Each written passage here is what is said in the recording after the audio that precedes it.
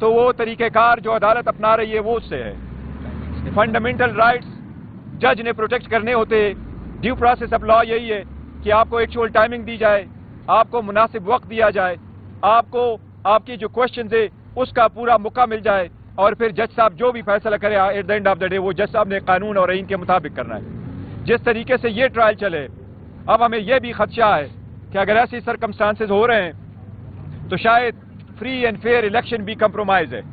8 تاریخ کو ہونے والے الیکشن پہ بھی بڑا سوالیہ نشان آئے گا کہ جو لوگ کی نگرانی میں یہ ہو رہا ہے کیا وہ election free and fair and transparent ہوں گے.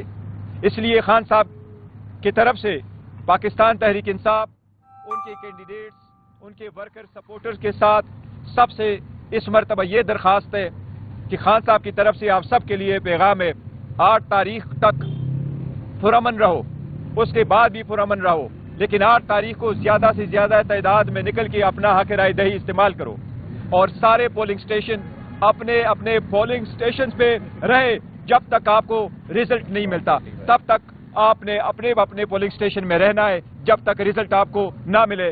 میک شور کرنا ہے انشاءاللہ تعالیٰ کہ الیکشن کے رزلٹ کو چینج نہ کیا جائے. عدلیہ سے ہماری پھر بھی ایک درخواست ہے کہ جس طریقے سے یہ 3 ٹرائل چلے اور جس طریقے سے ہمارے رائٹس وائلیٹ ہوئے, یہ عدلیہ کے لیے ایک ٹیسٹ کیس ہے کہ اگر سابق وزیر اعظم پولیٹیکل پارٹی کے اتنے بڑے دنیا کا پاپولر لیڈر کے ساتھ یہ ہو رہا ہے اور ہمارے ٹرائل 12 گھنٹے چل رہا ہے, نان سٹاپ چل رہا ہے, اور صرف 15 منٹ بریک نماز کے لیے کی جاتی ہے, تو عام لوگوں سے انصاف کی کتنی توقع رکھے.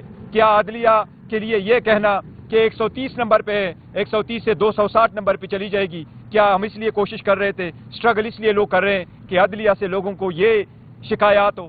عدلیہ سے ایک بار پھر ہماری درخواست ہے کہ اس پہ نظر رکھو. آپ انٹروین کرنا چاہیں تو پھر بھی ایک دن بھی بہت ہے, مہربانی کر لیں اس میں انٹروینشن ضرور کر لیں.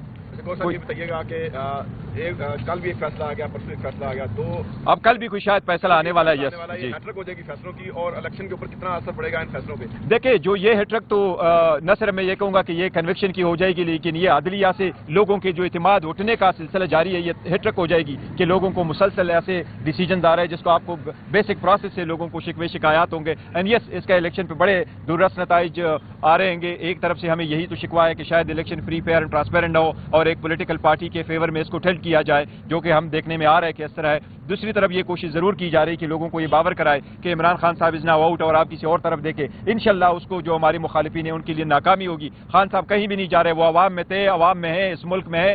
اس کا جینا مرنا اس ملک کے لیے, اس کا جینا مرنا اس ملک میں ہے. آپ تسلی رکھیں, انشاءاللہ خان صاحب واپس آئیں گے اور بہت جلد آئیں گے. تو ووٹر سپورٹر سے درخواست ہے کہ اس بات کا یقین کرے, خان صاحب کے ویژن کو آگے لے کے جائے, خان صاحب کے کینڈیڈیٹس کو کامیاب کرے 8 تاریخ کو, اور فل فورس کے ساتھ کرے تاکہ اس سسٹم کو ہم چینج کر سکیں. یہ بتائیں کہ ہم نے دیکھا کہ آپ کے وکلا 12 گھنٹے مسلسل جو ہے وہ عدالتوں کے اندر کام کر رہے ہیں, لیکن جو سائفر کا 70 صفحات پر مشتمل جو فیصلہ ہے اس فیصلے میں یہ لکھا ہے کہ جو بانی پی ٹی آئی ہے ان کے وکلا کی جانب سے مسلسل غیر سنجیدگی کا مظاہرہ کیا گیا, اور دوسری طرف اتنی طویل سماعتیں.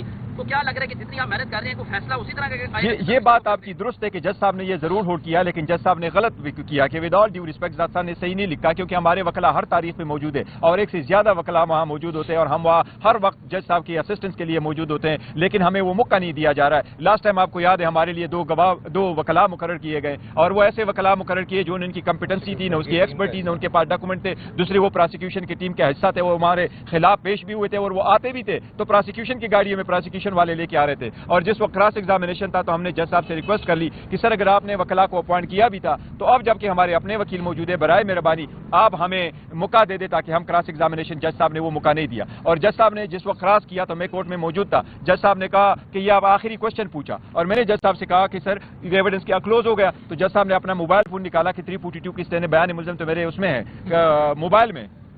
تو اس قسم کا ٹرائل چلا. 42 کے بیان کی آج خان صاحب نے بات کی کہ سائفر کیس میں ان کے 342 کا جو بیان ہے وہ غائب کر دیا گیا ہے, اس پر کیا آپ کا؟ دیکھیں, واقعی جو خان صاحب نے ڈکٹیشن دیا ہوا وہ ڈکٹیشن موجود نہیں ہے, جو بھی کوئی جج صاحب نے لکھا ہے وہ ضرور ہے, لیکن جس وقت ججمنٹ اناؤنس ہو رہی تھی خان صاحب سے اور شاہ محمود قریشی صاحب سے, ان کی اسٹیٹمنٹ پہ دستخط نہیں لیے گئے تھے. اب وہ پروسیس کمپلیٹ ہونا ہی